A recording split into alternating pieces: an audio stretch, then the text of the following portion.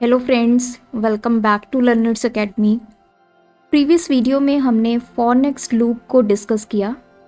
For next loop क्या होता है, क्या उसका सिंटेक्स है, और बहुत ही बेसिक एग्जांपल से मैंने आपको फॉर नेक्स्ट लूप को एक्सप्लेन किया था।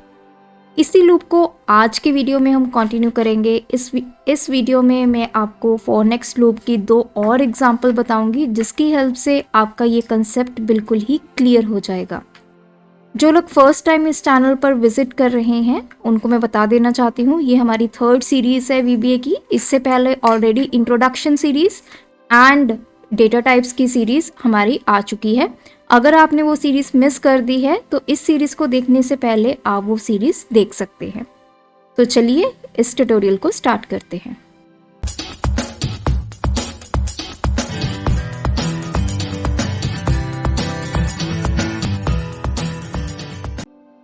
For next loop, previous video में मैंने आपको बताया फॉर नेक्स्ट लूप हम तब यूज़ करते हैं जब हमें एक सिंगल स्टेप को रिपीट करना होता है।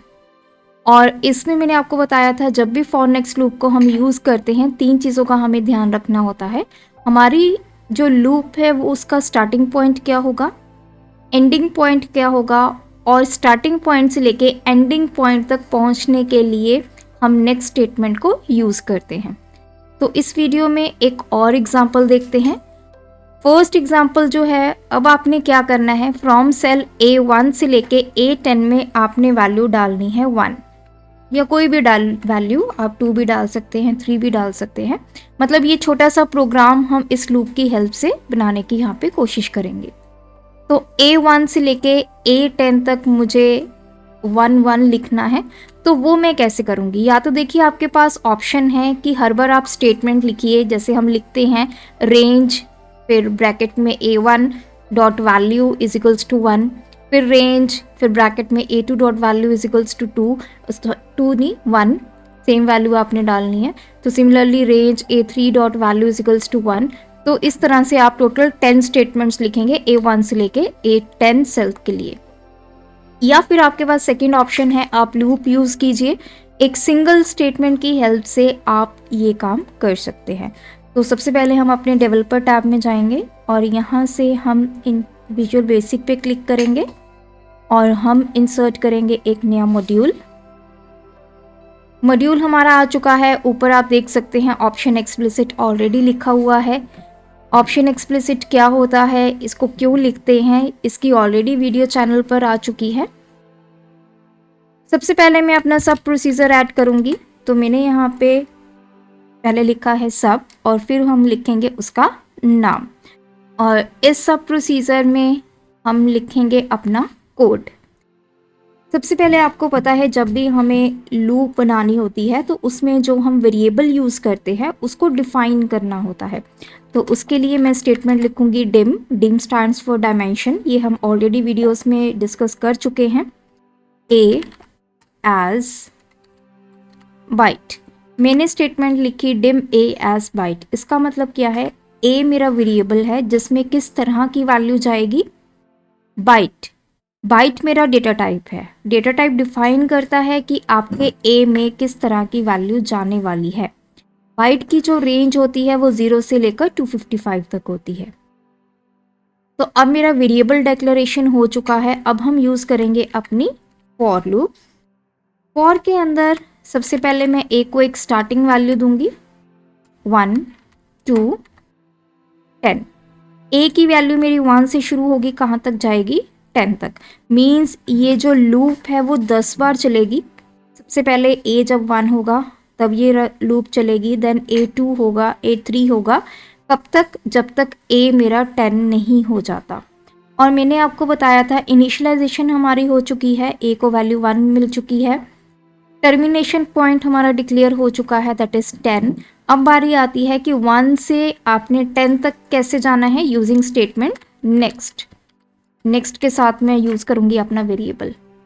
तो ए जब 1 होगा तो आपका कुछ स्टेप्स एग्जीक्यूट होंगे, फिर नेक्स्ट ए की हेल्प से ए की वैल्यू 2 हो जाएगी। और ये कब तक चलेगी, जब तक ए की वैल्यू 10 हो जाएगी। और 10 के बाद जैसे ही ए की वैल्यू 11 होगी आप लूप से बाहर आ जाएंगे। अब लूप तो हमने बना दी है, लेकिन अब आता है कि हमने एग्जीक्यूट क्या करना है। हमारा वो स्टेप जो हम इस लूप की हेल्प से एग्जीक्यूट करना चाहते हैं वो क्या होगा। अब जैसे यहाँ पे हम प्रोग्राम बना रहे हैं कि A1 में 1 वैल्यू चली जाए, सेल A2 में 1 वैल्यू चली जाए, अप टू A10 में 1 वैल्यू चली जाए। तो अगर आप थोड़ा सा ध्यान से सोचें, A1, A2, A3 इन सब में कॉमन क्या है, A, और जो चेंज हो रहा है दैट इज 1, 2, 3 जो सेल की वैल्यूज है। तो इसका मतलब A हमारा स्टैटिक है जो चेंज नहीं हो रहा, लेकिन उसके साथ जो 1, 2, 3, 4 अप टू 10 है वो चेंज हो रहा है, और उन सब में हमने वैल्यू क्या डालनी है, सेल्स में 1। तो मैं यहाँ पे यूज करूंगी रेंज।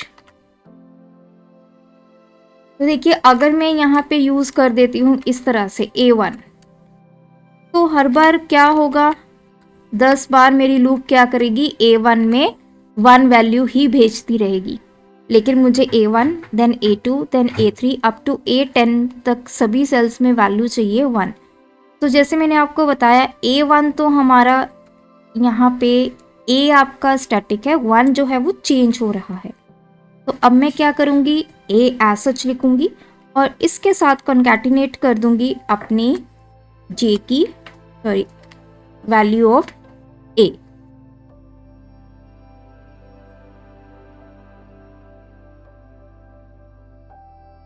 तो यहाँ पे देखिए ये जो स्मॉल a है, यहाँ पे हम वेरिएबल का नेम ही चेंज कर लेते हैं ताकि कोई आपको यहाँ पे डाउट ना हो।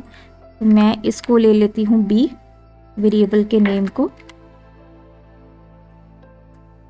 तो देखिए अब मैंने एक वेरिएबल लिया b जो 1 से लेके 10 तक चलेगा ये लूप में। Range a and b, a आपका फिक्स रहेगा, जो b की वैल्यू है सबसे पहले होगी 1। तो ये क्या होगा, A1 dot value is equals to 1। तो नेक्स्ट टाइम जब b की वैल्यू 2 हो जाएगी तो a आपका एज सच रहेगा, b की वैल्यू हो जाएगी 2। तो क्या बन जाएगा, range A2 dot value is equals to 1।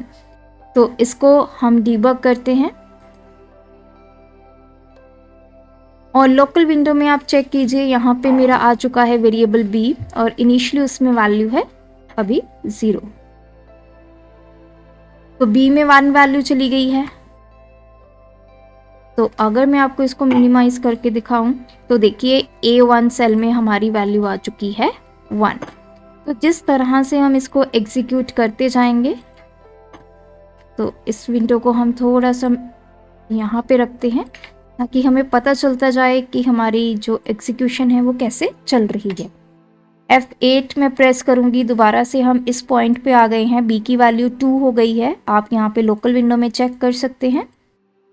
तो ये स्टेटमेंट जैसे ही एग्जीक्यूट होगी A2 dot value is equals to 1। तो देखिए A2 में वैल्यू आ गई है 1।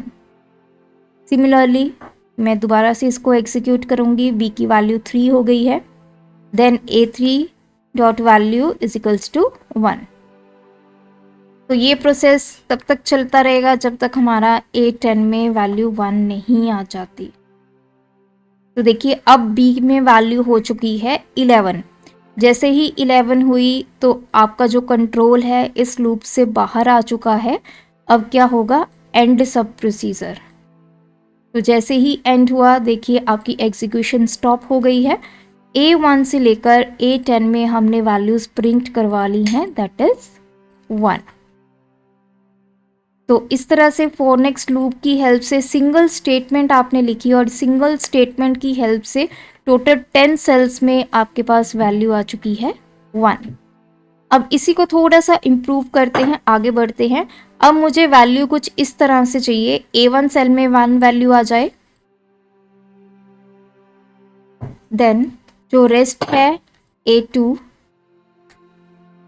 में वैल्यू आ जाए 2, देन A3 में वैल्यू आ जाए 3, A4 में वैल्यू आ जाए 4, अप टू A10 में वैल्यू आ जाए 10।